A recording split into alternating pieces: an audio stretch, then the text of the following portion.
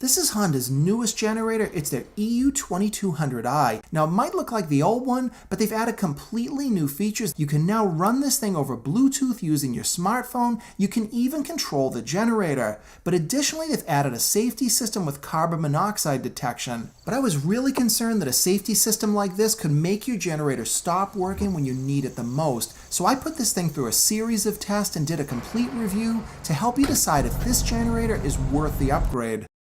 Honda was smart because the old EU2200i was a huge success, so they didn't get rid of that. They actually just updated the design and added some new electronics to control the generator. Now when you order one of these, this is what you'll get, and when you open the box, you're going to be underwhelmed because all you're going to get in there is a manual and the generator itself. There's no toolkit, no oil or extra cables or anything else. Before you can use your generator, you've got to add gas and oil. I'm using 10W30, which is what the manual recommends, and you're going to use about 14 ounces. This is the same gas cap they've used on other models. Now this works really well. It's got an off and on control for the fumes. To add our oil, we just need to remove this maintenance cover. Now this is the same design they used in the old model, and you can remove it with a Phillips head screwdriver or even a coin if you don't have any tools. Now we just need to add our oil, and that's easy to do by removing the dipstick and filling it up until the oil comes to the bottom of the threads. You can use the dipstick to check the level, but you want to remember that you don't screw the dipstick in to check the level. You remove it and then just place it into the opening. This cover makes maintenance really easy. You can get to the oil, but also your air cleaner, and the only other item is your spark plug. But they've used the same design where you can just remove the small cover on top, and you can get easy access to change your spark plug in the future. The design of the new EU2200i has stayed the same. They use the same engine and exhaust, so all of the controls are in the same positions as the original. This is a good thing because this design worked really well, and I'm a big fan of having the outlets on the thin side of the generator. And Honda's off-on switch actually has a third position in the middle, and that's the fuel off. So if you put it to the fuel off position, the generator will run itself out of fuel, and that's perfect for winter storage.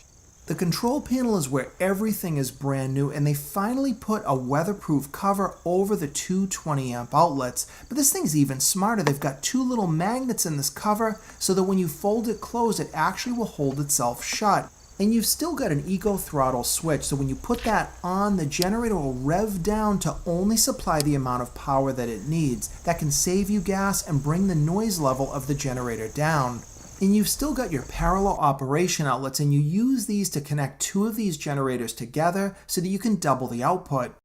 This is the EU2200's original control panel, and you can see that Honda eliminated this 12 volt outlet. You used to be able to use this to charge batteries, but this has been completely removed. And the old circuit breaker was exposed to the elements, and the good news is they finally added a weatherproof cover to that as well. Now we're ready to start our generator, so switch your eco throttle to off, put your choke on, and make sure that your fuel vent is set to the on position. And because this is the first time I'm starting this, it's going to take a bunch of pulls before the gas gets to the engine.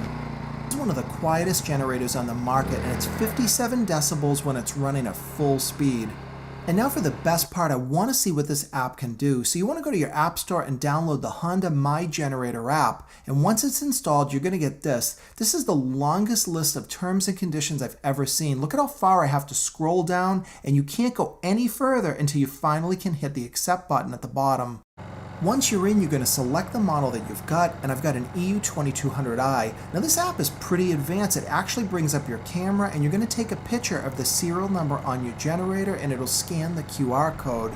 So that saves you a lot of typing, and once you put it in, it's going to tell you exactly what to do. Now I did make one mistake here. You actually have to have the generator off before you begin this process. So it's no big deal. I just went ahead and stopped it, started it up, and then you're going to follow the directions on the screen, and this thing literally will pair your phone with your generator. It asked me if it was a new or a used generator, and the reason it's doing that is because it can also track your maintenance. And then I went to this screen. This thing looks awesome. It looks like an automotive tach, and it was actually communicating with the generator. So I tried some of the functions to see what it could do, and it knows if the eco throttle switch is off or on. It can track your oil life so you'll know when to change it next.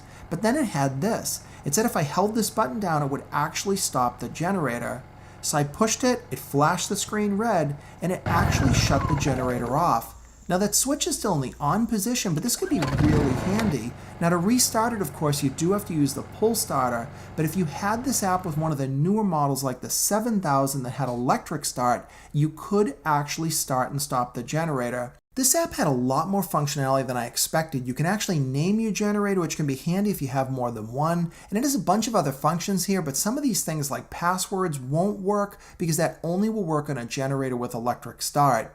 But I wanted to see what the app could do in terms of power consumption. So here I'm hooking up my electric heater and put it on the lowest setting, but as I crank it up, you can see this thing is pretty cool. It actually communicates with the app and you can see exactly how much power you're drawing. Now when I put this heater into the high mode, you can see this thing really ramps up. I really love this app, but the one thing it didn't have is it can't tell you how much gas is left in the tank, and that's probably because none of the 2000 series have ever had any type of gas gauge. Up until now, I was so excited, but we have to deal with this. This is their carbon monoxide safety system. And the only reason I don't like this is because anytime you add a safety system, you also add potential for failure. So the first thing I wanted to do is see if this actually worked. So I put my running EU2200i inside my ATV and closed the doors. Now it only took a few seconds for this thing to detect the monoxide, and it shut off right away. And it notifies you in two different ways. It'll flash that red light on the front of the generator, but additionally, if you've got the app, you'll get this pop-up message. But look closely because they actually misspelled the word safety in the app. Other than the spelling error, this app was pretty impressive. When I clicked on details, you get this screen telling you exactly what to do to recover from the alarm. So that means that you need to push that button on the front of the generator and then you can restart it. But this is what got me really worried, because things like a safety system can fail down the road. But there's even worse news. This sensor has a lifespan and it needs to get replaced by a dealer at some point in the future. So I wasn't going to live with that, and I wanted to know, could I remove or bypass this sensor if I wanted to in the future? Now this is going to void your warranty. I'm not recommending you do it, but if you've got this generator years down the road and it won't start because of a fault, you want to know whether or not you can get around this sensor. So to answer that question, I opened up the front control panel and I removed this sensor so that I could get a closer look. And unfortunately, I don't have good news. I was really hoping there'd just be a couple of wires in there that I could short out and bypass the sensor. But what I found was this. And this is a multi-conductor plug, and that means this thing is digital and you're not going to just be able to hotwire it. Now on a positive note, when I remove this sensor, it's pretty small and it doesn't really look like an expensive part to me. Now even though it has a number on it, I wasn't able to get a part number from Honda, so I don't know what they will actually sell this for. But the good news is you could replace this in just a few minutes yourself, and I don't think it would be a hard job at all. But as I went to put the unit back together, I had another thought. What would the generator do if the sensor wasn't there at all? I actually disconnected the wire completely and I tried to start the generator up. And I was pretty sure that this generator was not going to start without the sensor in place. But to my surprise, when I pull started the generator, it started right up.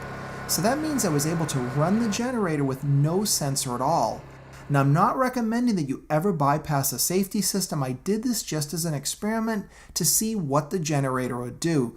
The bottom line after reviewing this generator and working with it for hours is that I really like it. Now the best part about the app is that it's about time that Honda put some real technology into their products. But if you're somebody that's not a techie, you don't have to use it at all. You can just use the generator the way it is. I hope you liked this review and gave you some information to help you decide if you might want to consider one of these in the future. If you liked this video, please give me a thumbs up. Subscribe to my channel if you're not already for more videos coming up.